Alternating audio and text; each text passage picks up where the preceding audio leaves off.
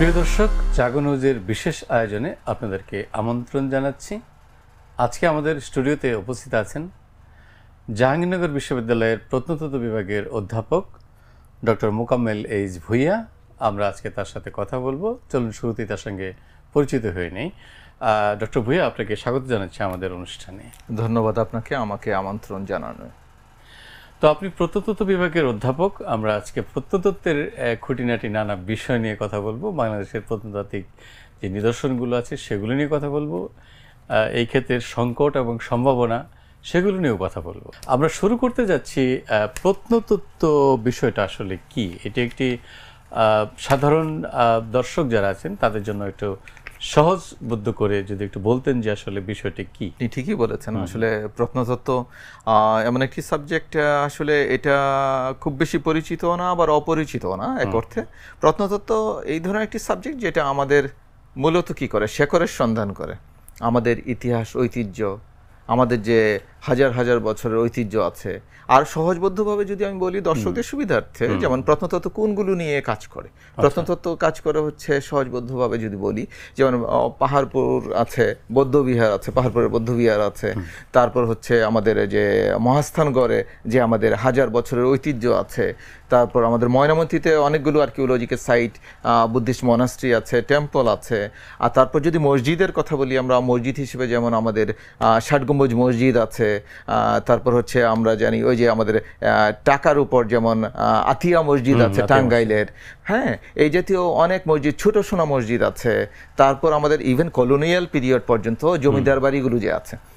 এটা সহজবোধ্য করে বললাম যে দর্শক বুঝতে পারবে যে আমরা আসলে এই বিষয়গুলো নিয়ে আমরা আসলে এইসব বিষয়ে অধ্যয়ন, পঠন পাঠন, গবেষণা এইগুলোর উপর করি। আমাদের মূলত আমাদের যে একটা সমৃদ্ধ ঐতিহ্য আছে, সুপ্রাচীন কালের যে ঐতিহ্য, বাঙালি জাতির যে ঐতিহ্য ধারাবাহিকভাবে এসছে, সেটার শেকড়ের সন্ধান এই সাবজেক্টটা করে। আমাদের এই সাবজেক্ট এটা নিয়ে মূলত কাজ করি আমরা। জি, আমরা প্রাথমিক একটি ধারণা পেলাম। তো বাংলাদেশে কি পরিমাণ প্রত্নতাত্ত্বিক সাইট আছে? মানে আপনি বলছিলেন কিছু জায়গার কথা, আপনি বলছিলেন, আর একটু বিস্তারিত আমরা শুনতে পারি?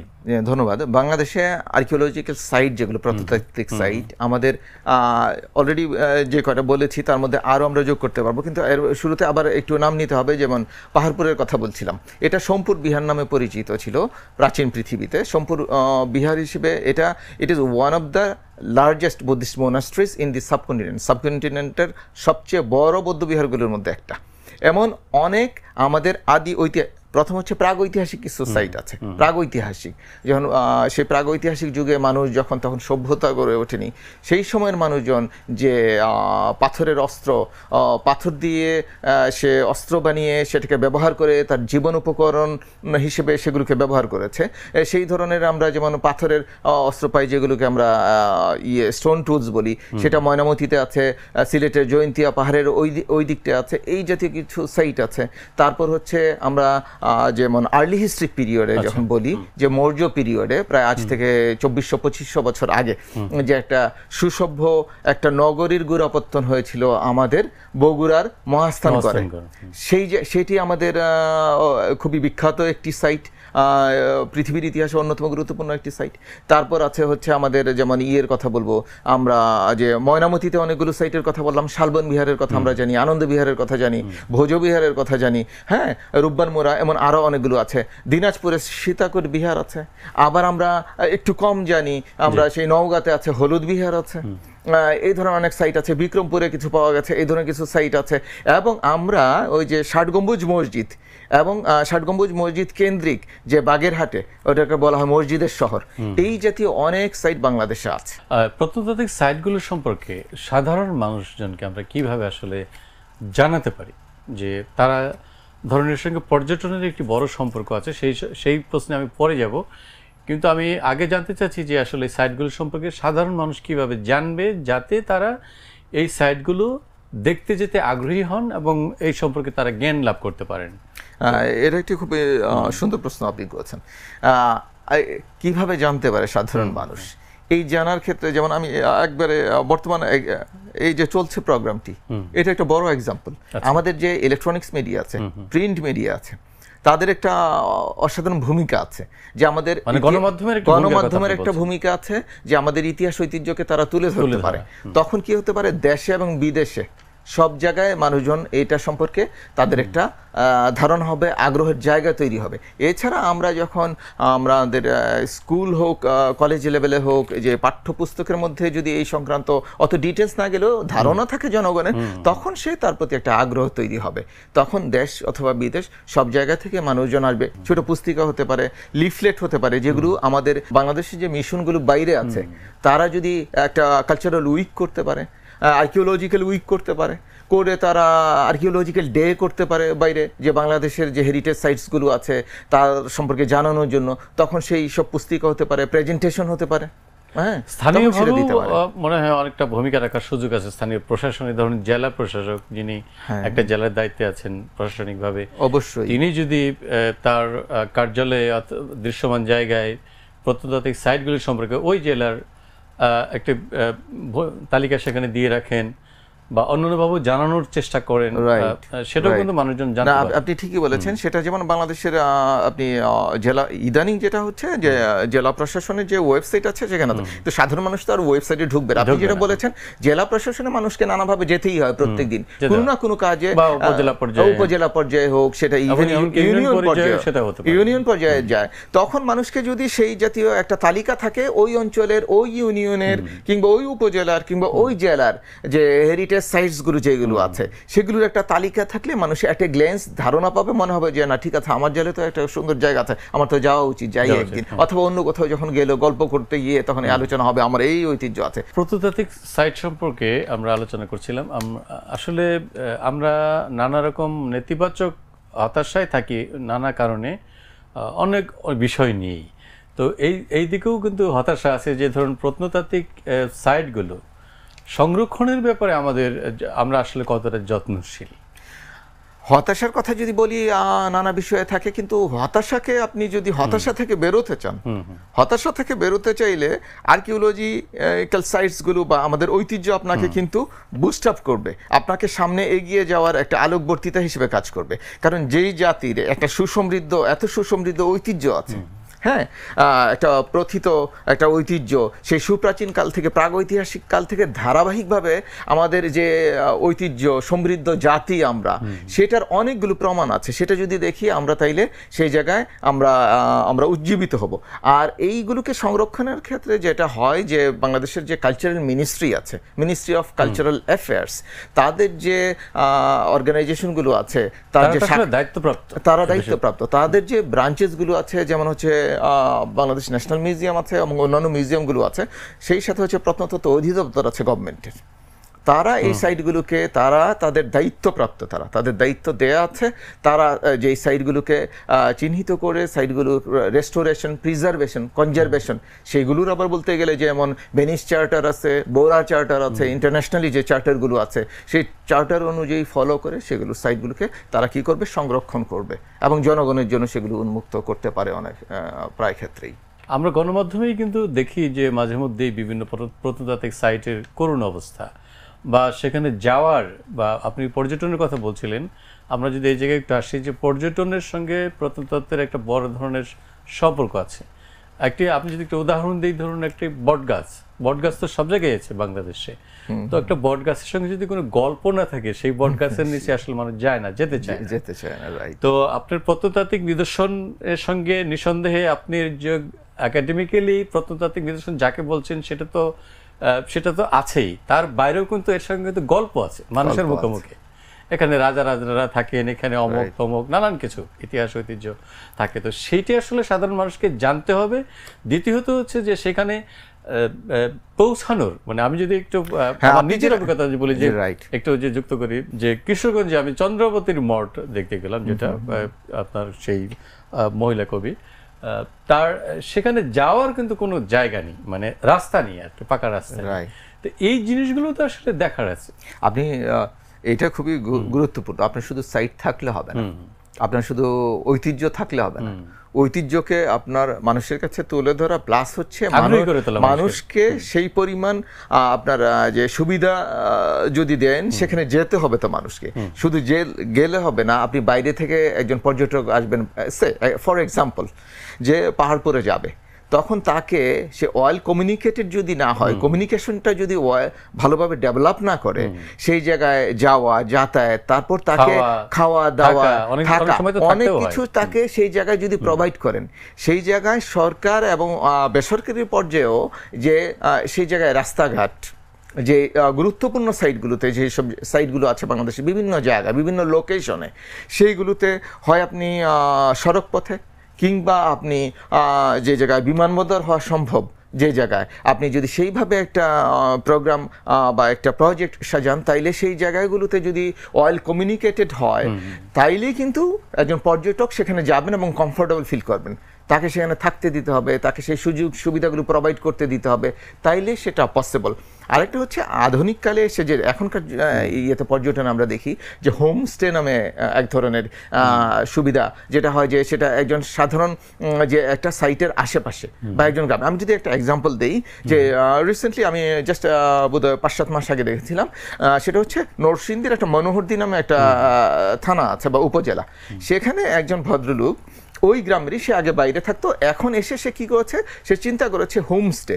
সে এই যে ইউরোপিয়ানরা, আমেরিকান, উন্নত বিশ্বের যেখানে গ্রামীণ জীবন হারিয়ে গেছে, সেই জায়গায় সে কি করে, যে তার বাড়িটা দোতলা, সে বাড়িটাকে সকল ধরনের সুযোগ সুবিধা তৈরি করে একজন বিদেশি এসে তার ফেসিলিটিসগুলো দিয়ে তাকে সেই জায়গায় এসে সে গ্রামীণ জীবন, যেমন সে হাঁস মুরগি লালন পালন, পোলট্রি, যেমন সে ফিশিং, একটা পুকুরের পাশে বসে সে ছিপ দিয়ে মাছ ধরছে, এই যে জীবন দেওয়ার ফলে সে কিন্তু খুব ভালোভাবে আর্নিং করছে। তো আমরা এইগুলোও প্রোভাইড করতে পারি। আগে হচ্ছে যে রাস্তাঘাটের কথা বললেন, সেটা সড়ক পথ, তারপর হচ্ছে উড়াল পথ, যেভাবেই সম্ভব এগুলোকে ওয়েল কমিউনিকেশনের মধ্যে নিয়ে আসতে হবে, একটা ভালো যাতায়াত ব্যবস্থা গড়ে তুলতে হবে। গড়ে তুললেই পরে পর্যটক ওই জায়গায় তার ক্ল্যাশবিহীনভাবে যখন সে যেতে পারবে এবং সে কমফোর্টেবল ফিল করবে এবং তার সিকিউরিটি প্রোভাইড করবেন যখন আপনি, তখনই সে এখানে আসতে উৎসাহ বোধ করবে। আরেকটা বিষয় দেখা যায় যে ধরেন প্রত্নতাত্ত্বিক সাইটগুলোতে দেখার জন্য পর্যটকরা গেলেন, কিন্তু সেখানে গিয়ে ওই সাইট সম্পর্কে পর্যাপ্ত কোনো তথ্য থাকে না, এমনকি কোনো গাইডও থাকে না অনেক ক্ষেত্রে। তো তাহলে ওই পর্যটক তাৎক্ষণিক সেই জায়গায় দাঁড়িয়েই তো অনেক কিছু তিনি জানতে পারেন, তাহলে তিনি কিভাবে জানবেন? এটা আসলে কি ধরনের ব্যবস্থাপনা থাকার দরকার বলে আপনি মনে করেন? আপনি ঠিকই বলেছেন যে আমরা এই যে হেরিটেজ সাইটসগুলোকে, যে আর্কিওলজিক্যাল যে সাইটগুলো আছে, এই সাইটগুলোর ক্ষেত্রে আমরা যে আপনি ট্যুরিস্ট গাইডের কথা বলেছেন, ট্যুরিস্ট গাইড আমরা দুইভাবে বলি। আমরা যেমন কোনো একটা সাইটের ক্ষেত্রে, কিংবা আর্কিওলজি হোক বা যে কোনো বিষয়ে, অনেক স্টেক হোল্ডার থাকে, অংশীজন থাকে। অংশীজনদের মধ্যে আমাকে দেখতে হবে যে একটা আর্কিওলজিক্যাল সাইট যে প্রত্যন্ত অঞ্চলে বা যে জায়গায় আছে, সেই সাইটের স্থানীয় মানুষকে আমরা মনে করি সবচেয়ে বড় স্টেক হোল্ডার। সরকার একটা স্টেক হোল্ডার, স্থানীয় জনগণ একটা স্টেক হোল্ডার, আমরা একটা স্টেক হোল্ডার। স্থানীয় জনগণকে যদি সম্পৃক্ত না করতে পারেন, তাহলে সেই সাইটের নিরাপত্তা সহ অন্যান্য বিষয়ে স্থানীয় মানুষজন যদি সে ব্যাপারে আগ্রহী না হয়, তাহলে তার নিরাপত্তা অন্যান্য বিষয়ে সে একটা নির্মোহ ভূমিকায় থাকবে। এবং যারা আসবে তাদের হসপিটালিটির ক্ষেত্রেও জনমানুষের একটা সম্পৃক্ততা থাকা উচিত। যখন ওই যে আপনি বলেছেন ট্যুরিস্ট গাইড, যদি আমরা জানার ক্ষেত্রে একটা কি লেভেল থাকবে একটা সাইট সম্পর্কে, বেশ কিছু জায়গা আছে, অনেক জায়গায় নাই, সেখানে একটা সাইট ইন এ নাটশাল একটা সামারি থাকবে, সামারাইজ করা এই সাইট সম্পর্কে, এই সাইট সম্পর্কে ডিটেলস থাকবে, ইতিহাসটা ডিটেলস থাকবে। তারপর হচ্ছে ওই জায়গার স্থানীয়, আমরা জানি যে আমাদের প্রচুর মানুষ শিক্ষিত ছেলেপেলে বেকার আছে, তাদেরকে যদি ওই স্থানীয় পর্যায়ে গভর্নমেন্ট যদি তাদেরকে, অথবা ট্যুর অপারেটররা যদি আছে, তাদেরকে যদি প্রশিক্ষণ দিয়ে ওই সাইট সম্পর্কে, ওই অঞ্চলের ইতিহাস ঐতিহ্য সম্পর্কে তাকে একটা প্রশিক্ষণ দেয়, 2-4 মাসের প্রশিক্ষণ দিয়ে যদি তাকে ট্যুর গাইড হিসেবে তাকে নিয়োগ দেয়, তাইলে সে যেমনভাবে ওখান থেকে একটা আর্নিংয়ের ব্যবস্থা হচ্ছে, সেই সাথে যে ট্যুরিস্ট যাচ্ছে সেই সম্পর্কে পরিপূর্ণ একটা ধারণা পাবে। তো এইভাবে আমরা নানাভাবে ইনফরমেশনগুলো আমরা ট্যুরিস্টদেরকে দিতে পারি। পৃথিবীর সর্বত্র এই ধরনের ব্যবস্থা আছে, আমাদের দেশে এইগুলো এখন একটু একটু করে হয়তো ডেভেলপ করছে, কিন্তু না, এটা আরও ব্যাপকভাবে এই জায়গায় কাজ করার সুযোগ আছে। এবং ট্যুর গাইড এটাকে আমাদের অবশ্যই পেশা হিসেবে নেওয়ার সুযোগ রয়েছে। বেকারত্ব আছে, অবশ্যই কর্মসংস্থানের যথেষ্ট অভাব আছে। তো আমরা ঐতিহ্য নিয়ে বারবার কথা বলছি, ঐতিহ্য প্রসঙ্গটি আসছে বারবার। তো ঐতিহ্য সম্পর্কে কি আমরা একটু ধারণা পেতে পারি আপনার কাছ থেকে? ঐতিহ্য দুই ধরনের, একটাকে বলে ট্যাঞ্জিবল হেরিটেজ, আরেকটাকে বলে ইনট্যাঞ্জিবল হেরিটেজ। একটা হচ্ছে মূর্ত, আরেকটা হচ্ছে বিমূর্ত। মূর্ত কোনগুলো? আপনার মূর্ত ঐতিহ্য হচ্ছে যেমন এই যে পাহাড়পুর, মহাস্থান, এগুলো আমরা যারা বললাম, যেগুলোকে আপনি ধরতে পারবেন, দেখতে পারবেন, টাচ করতে পারবেন। আর ইনটেনজিবল কোনগুলো? যেগুলো হচ্ছে বিমূর্ত। আপনি কি করবেন? আপনি গান শুনবেন, এটা ধরতে পারবেন না, ছুঁতে পারবেন না, কিন্তু আপনি এটা ফিল করতে পারবেন, এই রিদমটাকে ফিল করতে পারবেন। হ্যাঁ, তো এই জাতীয় যে বিষয় আছে, যে আমাদের যেমন যাত্রার কথা বললাম, কিংবা হচ্ছে আমাদের ওই যে পুঁথি পাঠের কথা বললাম, হ্যাঁ, বিশ্বাস সিন্ধু কারবালার সেই যে করুণ কাহিনী, সেটাকে আপনি কি করবেন? সেটাকে আমরা কি করতে হবে? সেটাকে রেকর্ড করতে হবে, সেটাকে ধারণ করতে হবে, ধারণ করে এই ঐতিহ্যকে আমাদের তুলে ধরতে হবে, সংরক্ষণ করতে হবে। আমরা ওই জায়গাটাই আসতে চাচ্ছিলাম যে ঐতিহ্য সংরক্ষণে বাংলাদেশ আসলে কিভাবে লাভবান হতে পারে? ঐতিহ্য সংরক্ষণে অবশ্যই বাংলাদেশ লাভবান হতে পারে। আপনি জানবেন যে ট্যুরিজমের সাথে তো ঐতিহ্য জড়িত। আমাদের পার্শ্ববর্তী দেশ নেপালের বার্ষিক ট্যুরিজমের ক্ষেত্রে জিডিপিতে 3% কন্ট্রিবিউট করা হচ্ছে নেপাল, এবং সেখানে প্রায় 3 বিলিয়নের মতো অর্থ সেখানে নেপাল করে। কিন্তু প্রতিবেশী দেশ হিসেবে আমাদের বাংলাদেশ, জিডিপিতে তার কন্ট্রিবিউশন কত? খুবই কম। এবং সেখানে আমাদের কি পরিমাণ আর্নিং করি সেটা ওই যে ওখানে বলেছি আমরা 3 বিলিয়নের কাছাকাছি, আমাদের সেটা 1 বিলিয়ন তো হয়নি, মিলিয়নের একটা কোটা আমরা হয়তো পূরণ করেছি। তো আমরা ঐতিহ্য আমাদের ইকোনমিকে বুস্ট করতে পারে, আমরা নানাভাবে আমাদের ইকোনমিকে আমরা বুস্ট করতে পারি। আমাদের যে ঐতিহ্য আছে পৃথিবীকে যদি আমি এই প্রসঙ্গে একটা এক্সাম্পল দিতে পারি। আমি 2013-এ ল্যাটিন আমেরিকার দেশ ব্রাজিলের রিও ডি জেনেরোতে একটা কনফারেন্স আমি পার্টিসিপেট করেছিলাম। তখন ওখানকার একটা বিখ্যাত টিভি আমাকে ইন্টারভিউ করেছিল যে তুমি বলো যে তুমি বাংলাদেশ থেকে এসছো, তো বাংলাদেশের তখন বাংলাদেশ সম্পর্কে যদি একটু বলো। আমি বলেছি আমার পৃথিবীর লংগেস্ট বিচ আছে আমাদের কক্সবাজার, তারপর হচ্ছে কালচারাল হেরিটেজ আছে, ওয়ার্ল্ড হেরিটেজ সুন্দরবন আছে। আমার যে কালচারাল হেরিটেজের মধ্যে যে পাহাড়পুর ইউনেস্কো দ্বারা ইনস্ক্রাইবড করা পাহাড়পুর বিশ্ব ঐতিহ্যের অংশ। আমার বিশ্ব ঐতিহ্যের অংশ হচ্ছে যেমন সুন্দরবনের কথা বলেছি অলরেডি। আমার বিশ্ব ঐতিহ্যের অংশ হচ্ছে 60 গম্বুজকে বলা হয় যে মসজিদের সিটি অফ মস্ক, মিডিয়েভাল পিরিয়ডের সিটি। তো এই ধরনের ঐতিহ্য আমার আছে। আরও অনেক ঐতিহ্য যেগুলো বিশ্ব ঐতিহ্যের অংশ হতে পারে, এগুলোকে যদি আমরা ওইভাবে এইগুলোকে আমরা বিশ্বের দরবারে তুলে ধরতে পারি, সংরক্ষণ করতে পারি এবং প্রশিক্ষণ দিয়ে জনবল তৈরি করতে পারি, তাহলে অবশ্যই আমাদের ইকোনমিতে একটা অসাধারণ ভূমিকা রাখতে পারে আমাদের এই ঐতিহ্য। ঐতিহ্য সংরক্ষণে জাদুঘর কিভাবে ভূমিকা রাখতে পারে? এটা একটু সুন্দর কথা বলেছেন, প্রশ্ন করেছেন যে জাদুঘর একটা অসাধারণ ভূমিকা রাখতে পারে। কারণ জাদুঘর আমাদের যে ঐতিহ্যের যে সকল নিদর্শনগুলো আছে, এই নিদর্শনগুলোকে জাদুঘর বিভিন্নভাবে কি করে, যেমন আমাদের যে স্কাল্পচার যেগুলো আছে বিভিন্ন জায়গায় আমরা পেয়েছি, সেই স্কাল্পচারগুলো জাদুঘরে এইগুলো সংরক্ষণের জন্য প্রদর্শন করে জাদুঘর। একটা হচ্ছে আপনি একটা সাইটে যাবেন, বিভিন্ন দূর দূরান্তে সাইটগুলোর অবস্থান, সেই জায়গাতে যখন একজন দর্শক যাবে, একজন ট্যুরিস্ট যাবে, সেটা একটাকে কেন্দ্র করে বা দুইটাকে কেন্দ্র করে। কিন্তু আপনি জেনে রাখবেন যে পৃথিবীর যে দেশ থেকেই যখন বিশেষভাবে পশ্চিমা দেশ থেকে যখন কেউ আসে একটা দেশে, প্রথম কাজই হচ্ছে জাদুঘরগুলোতে ভিজিট করা। যেমন বাংলাদেশ ন্যাশনাল মিউজিয়ামে আছে, কারণ তার সময় হয়তো কম থাকবে, সে একটা বিজনেস ট্যুরে এসছে বা অন্য কোনো কারণে অনেক কিছু সে দেখার সুযোগ পাবে। পুরো দেশের ঐতিহ্য সম্পর্কে, ইতিহাস সম্পর্কে সে এট এ গ্ল্যান্স একটা ধারণা পেয়ে যাবে। ফলে জাদুঘরের একটা ভাইব্রেন্ট একটা ভূমিকা আছে এই আমাদের দেশকে রিপ্রেজেন্ট করার ক্ষেত্রে। আপনি চীন সফর করেছেন, আমিও চীনে যাওয়ার সুযোগ হয়েছে। তো চীনে গিয়ে একটা জাদুঘরে আমরা গেলাম, এবং সেখানে যেন আমরা দেখতে পেলাম যে এলাহি কাণ্ড মানে স্থাপনার দিক থেকে জাদুঘরটি মানে সে যে স্থাপনাটি অনেক বড় এবং সেখানে যে সংরক্ষণের যে তালিকা সেটি মানে অনেক বিশাল।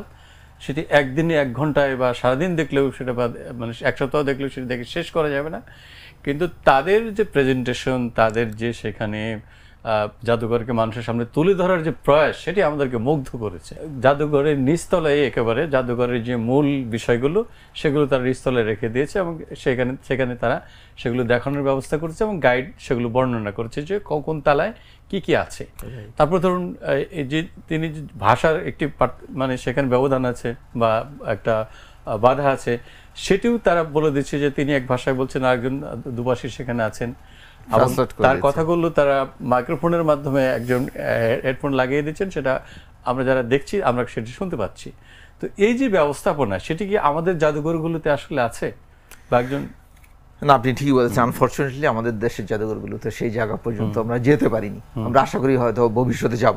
আপনি যেটা বলেছেন, আমাদের জাদুঘরগুলোতে অনেক ধরনের যে গ্যাপ আছে, সেই জায়গাগুলোতে আপনি যে চীনের কথা বললেন, চীনে তো আমাকে বেশ কয়েকবার গেছি। মার্কিন যুক্তরাষ্ট্রের অনেকগুলো মিউজিয়ামে আমি গেছি, মেট্রোপলিটন মিউজিয়াম থেকে ধরে, কিংবা ফ্রান্সের লুভ মিউজিয়াম, কিংবা ধরেন ইটালির বিখ্যাত মিউজিয়ামগুলো, অনেক মিউজিয়ামগুলো। তো সেই সব জায়গাগুলোতে আপনি দেখেছেন যে, বিশেষ করে চায়নার কথা যেহেতু উল্লেখ করেছেন, চায়নাতে দেখেছেন ওরা কিভাবে তাদের হেরিটেজকে বিশ্বময় তুলে ধরেছে। ইভেন আমাকে একটি চায়নাতে, আপনি আশ্চর্য হবেন যে চায়নাতে আমাকে একটি পেন ড্রাইভ উপহার দেওয়া হলো।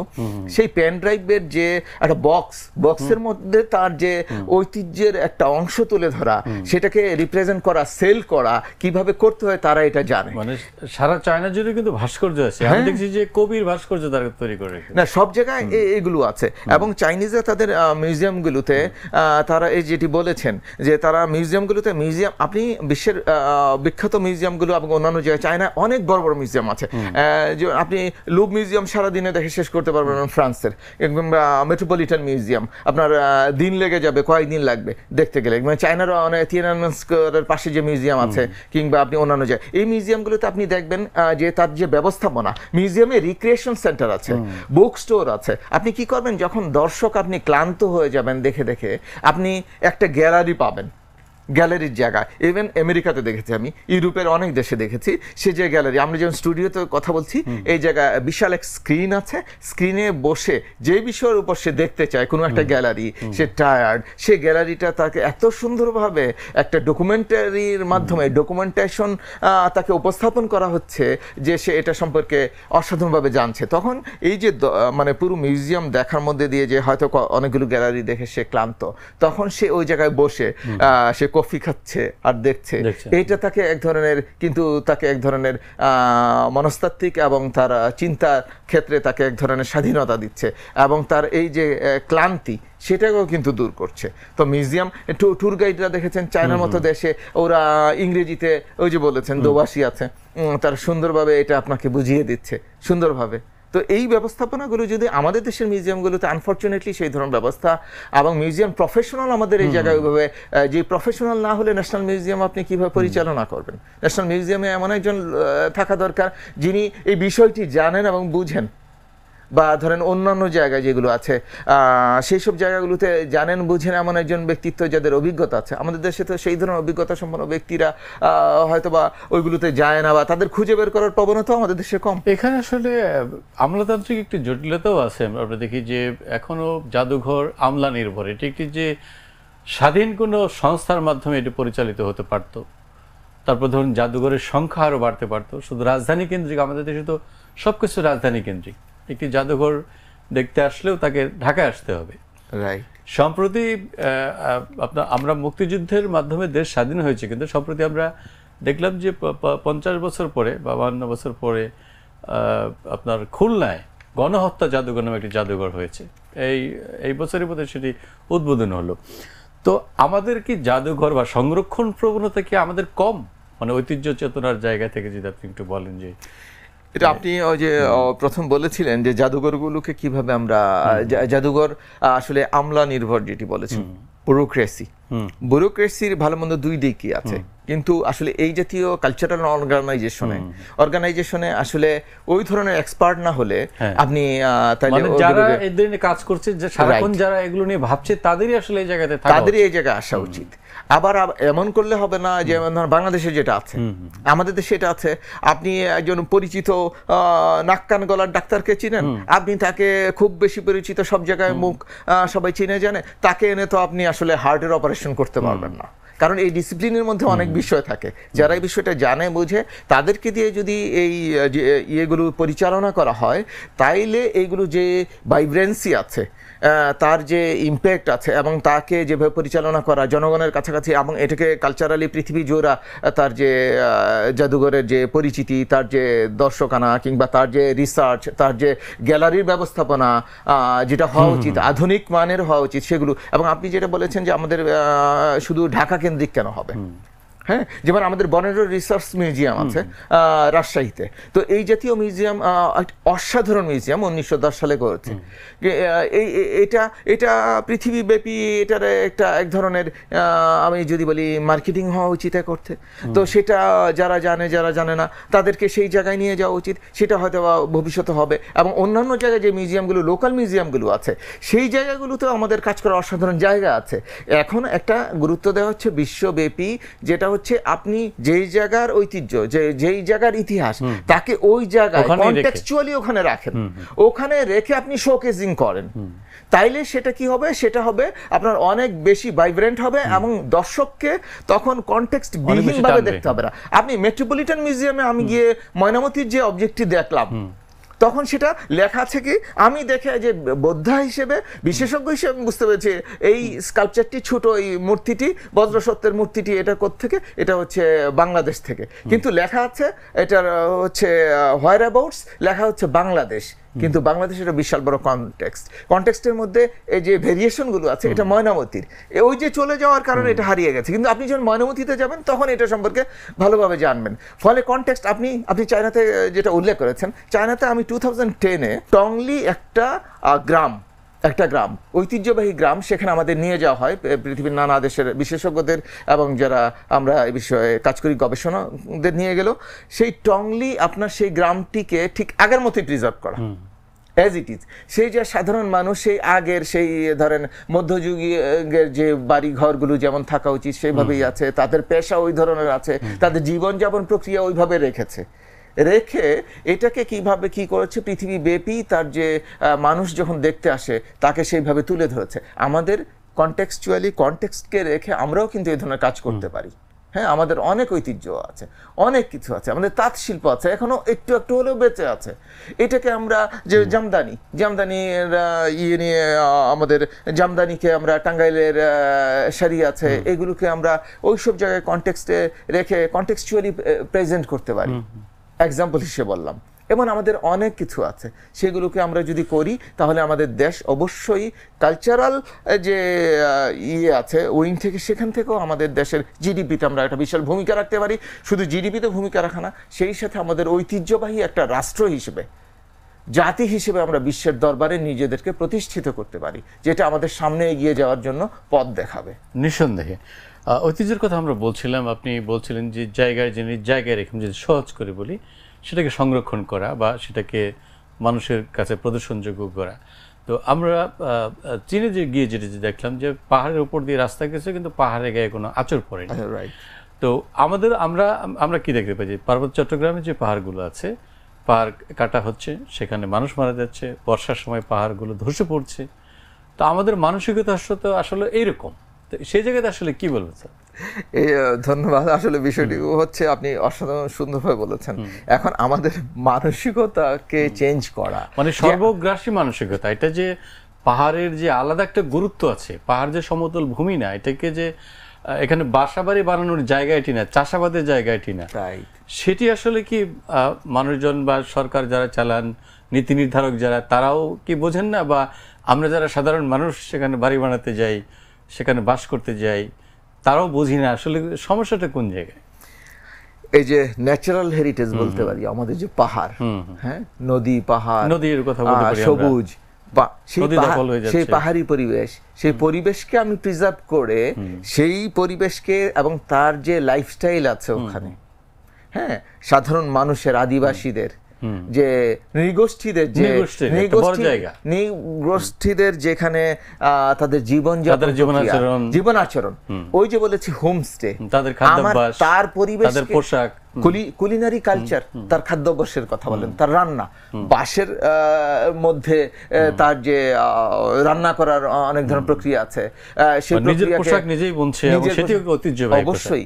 তো তাদের এই পুরা ব্যবস্থাটিকে তার ইকো ফ্রেন্ডলি একটা ট্যুরিজম, ইকো ফ্রেন্ডলি ট্যুরিজম এবং সাস্টেনেবল ট্যুরিজমের কথা আপনি শুনে আনন্দিত হবেন যে 1999-এ পেরু এবং বলিভিয়ার পেরুতে একটা ইন্টারন্যাশনাল কমিটি অফ মিউজিয়ামস একটা কনভেনশন করেছিল, যেটা হয়েছিল সাস্টেনেবল মিউজিয়ামকে sustainable cultural heritage, sustainable tourism কিভাবে আপনি করবেন, টুরিস্ট আপনি এই যে বললেন, ওইগুলোকে চেঞ্জ না করে, পাহাড় না কেটে, পাহাড়কে ধ্বংস না করে, পাহাড়কে রেখে তাদের জীবনকে আমরা কোনোভাবে হ্যাম্পার না করে, তাকে কিভাবে আমরা সেই কি বলা যায়, আমরা সাস্টেনেবল একটা ট্যুরিজমের বা ইকো ফ্রেন্ডলি ট্যুরিজম আমরা করতে পারি। তখন ট্যুরিস্ট যিনি যাবেন তার জীবনকে, যেমন আমি জাপানে মিয়াজিমা নামে একটা দ্বীপ আছে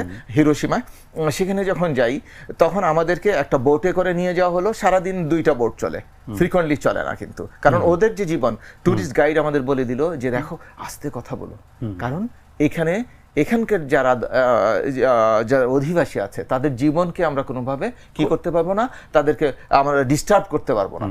সেখানে আমরা যে শিন্টো টেম্পল আছে এটা দেখলাম, আর অন্যান্য ঘুরে দেখলাম, এবং সেখানে আমরা খুবই সন্তর্পণে এক ধরনের দেখা যে ওখানকার মানুষের জীবনযাপন প্রক্রিয়া, তাদের লাইফকে আমরা কোনোভাবে হ্যাম্পার না করে আমরা আমাদের যে যা দেখার, যা বোঝার সেটা দেখেছি। এটা আমাদের দেশে যে পাহাড়ি অঞ্চল আছে সেটা আমরা ওইভাবেই করতে পারি।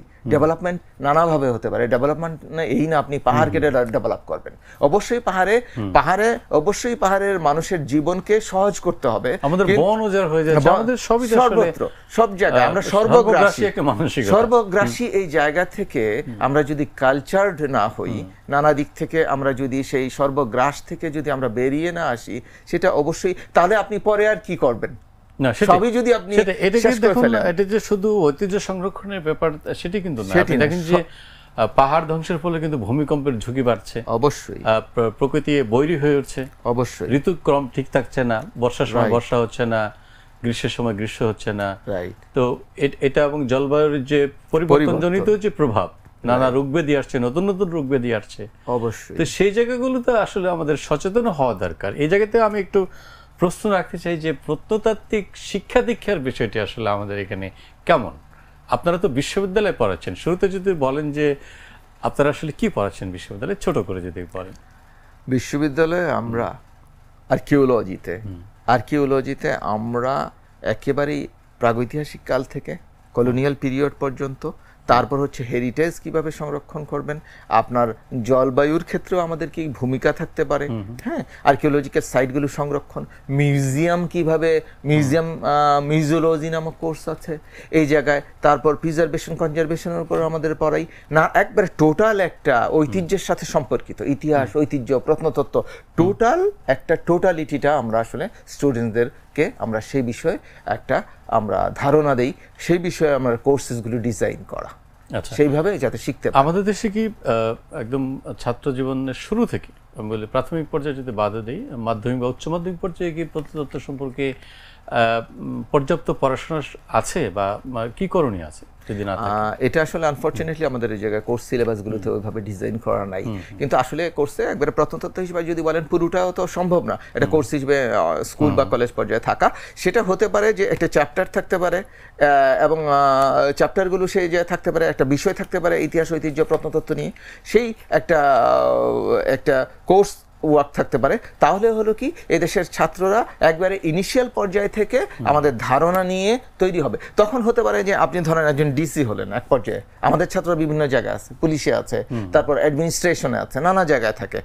তো ফলে এরা হলো কি এই যে ধারণা নিয়ে যখন সে যাবে, তখন ঐতিহ্য হোক আপনার আপনি যেটা বললেন ক্লাইমেটিক চেঞ্জেসগুলো আছে, এইগুলো সব তখন সে যে আমলা হিসেবে ওই জায়গা থেকে সে বুঝবে, তার বোঝাটা সহজ হবে, তখন এটাকে অ্যাড্রেস করা সহজ হবে।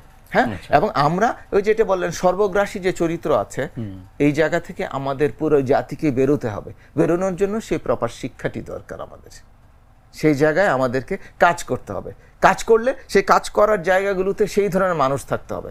ব্যুরোক্রেটিক অ্যাটিটিউড দিয়ে পুরো জাতিকে বা শাসন করতে চাইলে সেটি হবে না। আমরা অনুষ্ঠানের শেষ প্রান্তে আছি। আমরা যদি একটা আলোচনাটাকে একদম আর একটু গুছিয়ে ছোট করে যদি আমি আপনাকে প্রশ্ন করি যে আমরা এতক্ষণ যে বিষয়গুলো নিয়ে কথা বললাম তার জিস্ট বিষয়টা, মূল বিষয়টা যে আসলে আমরা প্রত্নতাত্ত্বিক জ্ঞানটাকে কিভাবে আরো প্রসারিত করতে পারি, প্রত্নতাত্ত্বিক সাইটগুলির সম্পর্কে কিভাবে সচেতন করতে পারি এবং এগুলি মানুষের কাছে পৌঁছাতে পারি, সামগ্রিকভাবে এই বিষয়ে একটি ইতিবাচক প্রবাহ তৈরি করা যায়, সেটি যদি ছোট করে একটু বলেন। হ্যাঁ, যেটি আপনি প্রত্নতাত্ত্বিক জ্ঞানকে ওই যে বলেছি, এটা একটা টোটাল একটা নলেজ। আমরা বলি এটা মাল্টিডিসিপ্লিনারি সাবজেক্ট হচ্ছে আর্কিওলজি। এর মধ্যে সব বিষয়বস্তু আছে, জিওলজি আছে, বটনি আছে, জুওলজি আছে, আর্ট হিস্ট্রি আছে, সবগুলোকে মিলিয়ে আমাদের সাবজেক্টটা। এই সাবজেক্টের নলেজ, এই বিষয়গুলোকে নিয়ে যদি আমরা সবার মধ্যে মোটামুটিভাবে একটা জ্ঞান প্রবাহ বা জ্ঞানের ধারা যদি থাকে, ইতিহাস ঐতিহ্য সম্পর্কে সচেতন হওয়া, ইতিহাস ঐতিহ্য আপনার সচেতন হলে পরে এই দেশের প্রতিটি বিষয়ের ব্যাপারে আপনি একটা পজিটিভ মাইন্ড আপনার কাজ করবে। এই পজিটিভ মাইন্ড যখন আপনার কাজ করবে, তখন দেশের প্রত্যেকটি সেক্টরে এটার একটা ইমপ্যাক্ট থাকবে। তখন আমরা দেশ এবং জাতি হিসেবে আমরা অবশ্যই সামনে এগিয়ে যাব। আমাদের পজিটিভ একটা মাইন্ড সেট আপ থাকবে, অ্যাটিটিউড থাকবে, এবং আমরা ওই যে নাই বলা হয় যে বাংলাদেশে এই নাই সেই নাই, দেশের কিছু নাই, না, আমরা একটা ঐতিহ্যবাহী দেশ। শেকড় এত গভীরে প্রথিত, শেকড় যে গাছের গভীরে প্রথিত থাকে সেটা কিন্তু ঝড়ঝাপটা আপনার উপরে যায় না। তো সেটা যখন আমার দেশের মানুষের মধ্যে যখন তৈরি হবে, তখন বলবে যে না, এই ঐতিহ্যবাহী দেশকে, আমাদের দেশকে সামনে এগিয়ে নিয়ে যেতে হবে, আমাদের দেশকে গড়ে তুলতে হবে, তাইলে আমরা সামনে এগিয়ে যেতে পারবো। নিঃসন্দেহে আমাদের জানতে হবে, বুঝতে হবে, মানতে হবে এবং সেই ঐতিহ্যকে ধারণ করে ঐতিহ্যকে ভালোবেসে আমাদের এগিয়ে যেতে হবে। ডক্টর মোকাম্মেল এইচ ভূঁইয়া, আপনাকে অনেক অনেক ধন্যবাদ আমাদেরকে সময় দেওয়ার জন্য। আপনাকেও ধন্যবাদ অসাধারণ আলোচনার এই সুযোগ তৈরি করে দেওয়ার জন্য, এবং আপনার মাধ্যমে আমি জাগো নিউজকে ধন্যবাদ জানাতে চাই। প্রিয় দর্শক, এতক্ষণ যারা আমাদের সঙ্গে ছিলেন আপনাদের ধন্যবাদ জানাচ্ছি। আশা করি আমাদের সাথেই থাকবেন। আপনারা ভালো থাকুন, সুন্দর থাকুন এবং নিরাপদে থাকুন।